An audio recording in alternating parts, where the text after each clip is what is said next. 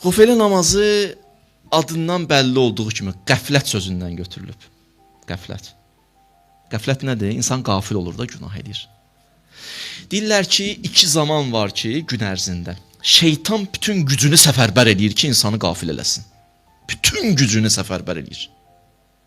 Biri sübh azanından gün çıxana qədərdir. Bütün vəsvəsəsin gücünü tökər. Nə olsa deyərsin, mən narahat olun, biz vaxt yatırıq sübh qalandan sonra, ama yuxuda da gəlib təhsil eləyər. Ona görə deyiblər, o vaxt yatmayın, ibadət eləyin, dua eləyin, çünki o vaxt qəflət vaxtıdır. Ruzulərin bölündüyü vaxtı və s.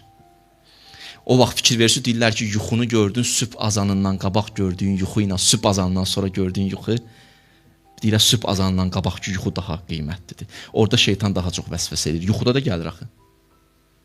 Bütün gücünü səfərbər elədiyi anlardan biri açandır, sübh azandan gün çıxana qədər.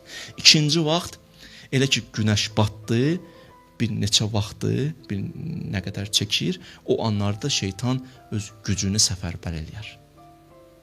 Ona görə hədisdə var, Peyğəmbərimiz buyurur ki, daha doğrusu İmam Baqir buyurur, deyir, İnnə iblis innəma yəbussu cunudəl-leyl.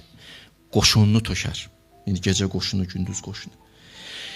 Orada deyir ki, əksiru zikrəllah. O anlarda çoxlu zikr eləyin. Fi hateyni saateyni. O iki vaxtda. Niyə? Çünki o saatlar fəhuma saati qəflətin. Qəflət saatlarıdır. Orada qəflət çox olur. Ona görə deyirlər, Qufayləni o anda qılın. Qəfləti dinləyir, aradan götürür. Bir iki dənə hədis deyim, bunu ilə bağlı. Deyir, o namazı kim qılsa, sonra hacətini istəsə, məsum buyurur ki, Allah onun hacətini verir. Bu iki. Üçüncü də buyurur ki, fəinnəhuma turidani darəl kiramə. O namaz insanı cənnətə qədər aparar. Kəramət evinə aparar. Kərim insanlarla qonşu eləyər, qonaq eləyər. Bu namazın xüsusiyyətidir.